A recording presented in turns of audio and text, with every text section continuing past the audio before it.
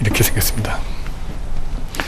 이게 만들어진 게 언젠가 하니 콜로세움이 세워지기 대략 한 7, 80년 전쯤입니다.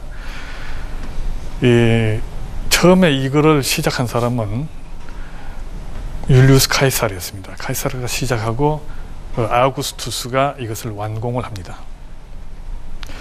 근데 콜로세움을 만들 때 콜로세움 외벽 디자인은 사실은 이걸 거의 그대로 갖다 씁니다.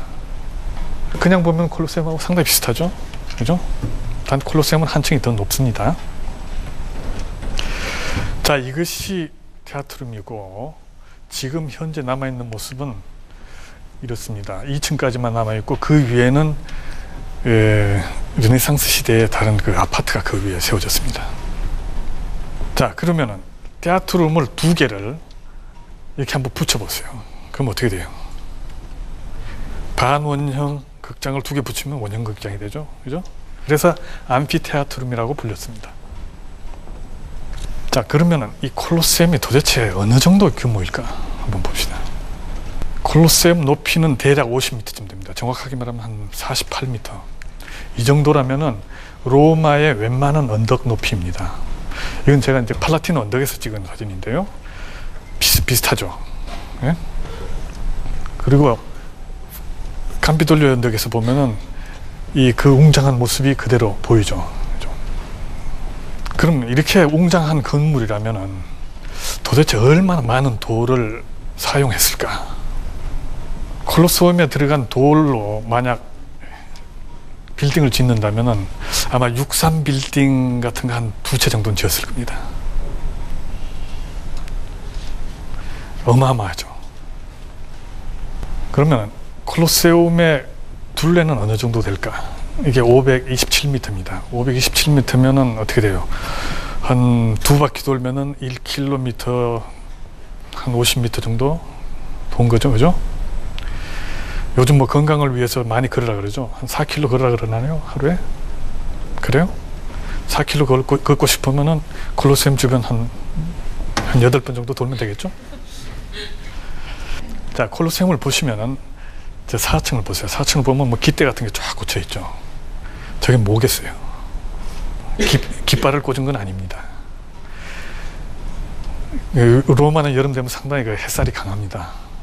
그래서 이 햇살이나 또는 비가 오는 경우 비를 어느 정도 피하기 위해서 그 위에다 천막을 쳤습니다. 엄청나게 큰 천막을 쳤는데 이 천막을 치는 기술이 필요했습니다. 그래서 천막을 칠 때는 그 미세눔 항구, 다시 말하자면 그 나폴리 근처에 주둔해 있던 그 로마 해군의 그 특수 전담 요원들을 불러다가 여기다가 이제 천막을 쳤다고 합니다.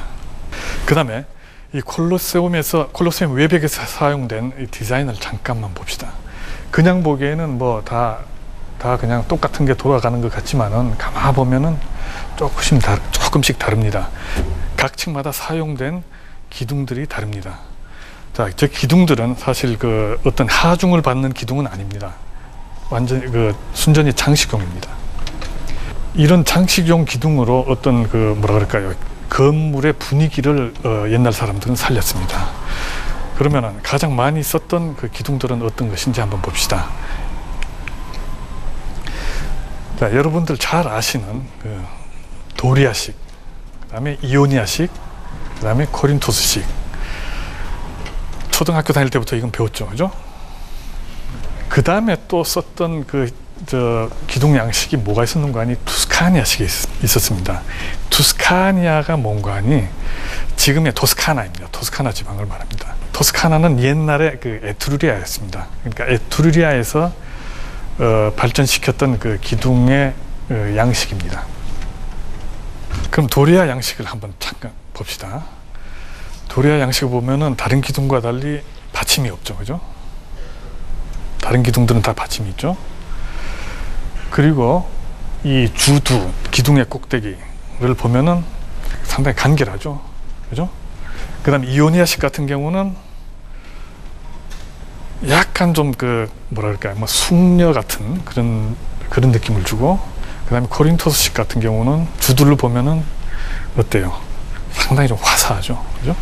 마치 그 화사한 소녀 같은 그런 느낌을 줍니다. 만약에 이 기둥을 세로로 세운다면 어떤 순서로 세우면 좋겠습니까? 아무래도 뭐예요? 우람한 느낌이 드는 기둥을 밑에다 놓고 그 다음에 이오니아식을 놓고 그 다음에 코린토식을 넣으면 좋겠죠. 그죠? 네. 실제로 콜로세움의 기둥을 보면 그렇게 되어 있습니다. 단 도리아식 대신에 투스카니아식을 썼습니다. 자, 콜로세움 1층을 보시면은 어떻게 되어 있습니까? 투스카니아식입니다. 2층을 보면은 이오니아식이죠. 그 다음에 3층 보면은 코린토스식으로 되어 있죠. 그 다음에 그 위에 벽체가 있는데 벽체도 기둥으로 장식이 되어 있는데 그럼 어떤 기둥을 썼는지 한번 봅시다. 코린토스식보다 더 가벼운 게 있을까요? 없죠. 보니까 아까 본 그 표에 보면 없었죠. 그럼 이걸 어떻게 처리했는 거니? 이런 식으로 벽 기둥으로 처리를 했습니다. 그래서 그냥 딱 보면은 그러니까 반원 기둥보다 벽 기둥은 상당히 더 가볍게 보이죠. 그죠? 그래서 옛날 사람들도 이 디자인할 때 상당히 상당히 생각을 했다는 뜻입니다. 자, 이것이 이제 콜로세움의 내부입니다. 콜로세움이 처음에 세워졌을 때 당시 사람들은 이곳에서 그 모의 해전까지 즐겼습니다. 모의 해전이 뭐냐면은 여기다가 물을 채워 넣어 가지고 배를 띄워서 서로 이제 그 싸움을 하는 그런 것을 시민들에게 보여주었습니다. 근데 이 물을 넣고 빼고 하는 일이 그게 보통 쉬운 일이 아닙니다. 그래서 나중에는 모의 해전을 폐지해버리고 그 자리를 이와 같이 여러 가지 실로 만듭니다. 이 실에는 검투사들이 대기하고 있던 그런 실도 있었고 맹수들을 가두어 놓던 그런 공간들도 있었습니다. 그리고 그 위에는 나무로 이렇게 딱 덮어가지고 다시 모래를 깔아서 경기장으로 사용했던 것입니다. 참고로 이 모래를 갖다가 라틴어로 아레나라고 합니다. 그래서 원형 경기장을 아레나라고 부르는 경우도 상당히 많죠. 이 콜로세움의 건축가들은 또 신기한 것을 만들어냈습니다.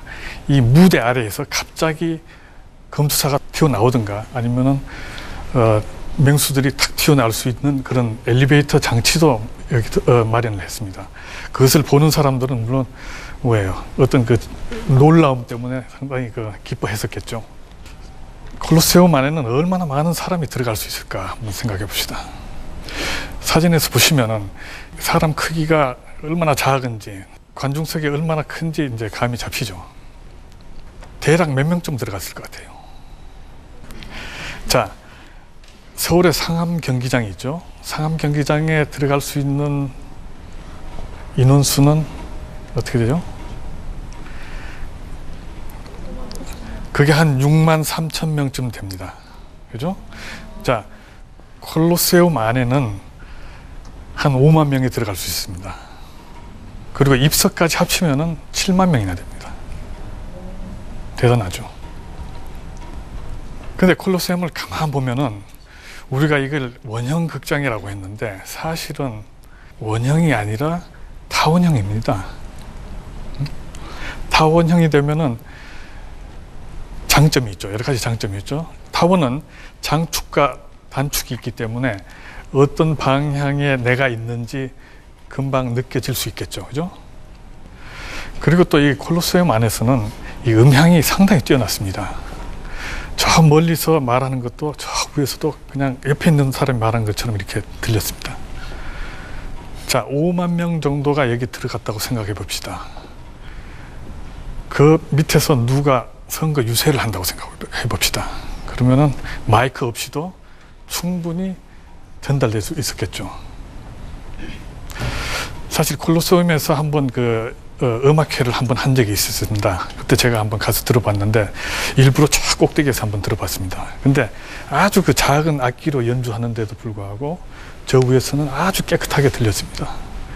그게 신기한 게 베로나에 가도 콜로세움과 비슷한 그 원형극장이 하나 있습니다. 이게 이제 보통 아레나라고 하는데 아레나에서도 보면은 이 음향이 상당히 뛰어납니다.